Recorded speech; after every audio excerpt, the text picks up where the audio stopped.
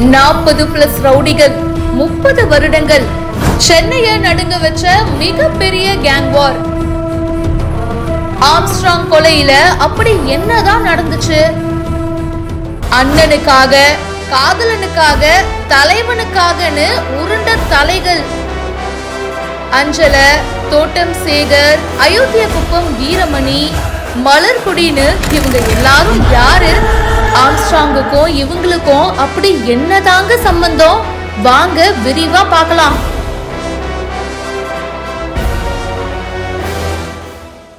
தொண்ணூறுகள்ல வட சென்னையில இருக்கிற நாயுடு அப்படின்றவர் தாங்க பெரிய ரவுடி.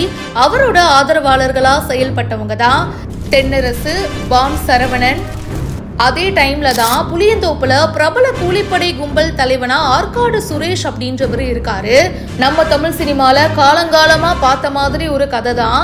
ஆற்காடு சுரேஷுக்கு பெரிய ரவுடி ஆகணும், அந்த இடத்த பிடிக்கணும் அப்படின்னு ஆசை வந்துருச்சு.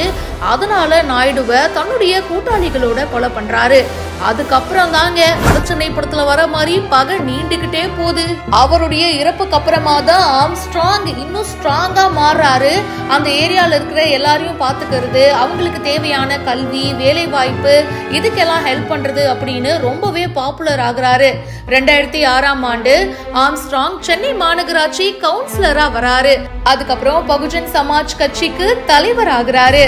அதுக்கப்புறம் ஆம்ஸ்ட்ராங்குடைய நெருங்கிய நண்பரான தென்னரசுவை அவரோட ஃபேமிலி முன்னாடியே ஆற்காடு சுரேஷ் கேங் கொலை பண்ண, அதுக்கு பழி வாங்குறதுக்கு ஆற்காடு சுரேஷை கடந்த வருடம் கொலை பண்ணியிருக்காங்க. ஆற்காடு சுரேஷோட காதலி தாங்க பாஜகவுடைய மகளிர் அணி செயலாளரான அஞ்சல. அதே மாதிரி ஆற்காடு சுரேஷுடைய மைத்துனர் தான் திமுக வழக்கறிஞர் அருள். அருளுடைய நெருங்கிய நண்பர்கள் தான் மலர்கொடி.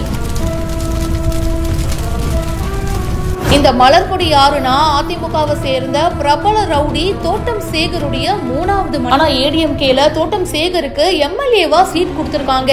இதனால பகை ஏற்பட்டு தோட்டம் சேகரை கொலை பண்ணிட்டாரு. ஆம்ஸ்ட்ராங்குடைய கொலை வழக்குல மலர்கொடிக்கு என்ன லிங்க் இருக்கு அப்படின்னு பார்க்கும்போது ஆற்காடு சுரேஷ் கொலை நடந்த இடம் பாத்தீங்கன்னா பட்டினப்பாக்கம். இது வீரமணியுடைய ஏரியா. அதாவது ஆம்ஸ்ட்ராங் அவர்களுடைய க்ளோஸ் ஃப்ரெண்டான பாம் சரவணனுடைய குரூப் ஆற்காடு சுரேஷை வந்து கொன்னிருக்காங்க அப்படின்ற பேச்சும் பரவலா இருந்துச்சு. இதுக்கு முன்னாடியே மலர்கொடியுடைய கணவர் தோட்டம் சேகரை கொலை பண்ணிருக்கிறதுனால மலர்கொடிக்கு வீரமணிக்கு ஆதரவா இருக்கிற பாம் சரவணன் கும்பல் மேல அடங்காத கோபமும் இருந்திருக்கிறதா சொல்றாங்க. இந்த புள்ளியில தாங்க மலர்கொடி ஆம்ஸ்ட்ராங் கொலையில ஜாயின் பண்றாங்க. ஆருத்ரா கோல்டு முறைகேடு மோசடிக்கு ஆதரவா செயல்பட்டது பிரபல ரவுடியான ஆற்காடு சுரேஷ். பாதிக்கப்பட்ட சில நபர்களுக்காக ஆம்ஸ்ட்ராங் சண்டையிட்டு பணத்தையும் மீட்டு கொடுத்திருக்காரு. இதுல என்ன விஷயம்னா, நம்ம சினிமாலெல்லாம் பார்ப்போம்ல, அந்த மாதிரி தான் எதிரிக்கு எதிரி நண்பன், பழிவாங்கல், ஆருத்ரா பண மோசடி, ரவுடி கேங் வார்னு பல முனை தாக்குதல்ல ஆம்ஸ்ட்ராங் அவர்கள் கொல்லப்பட்டிருக்காரு.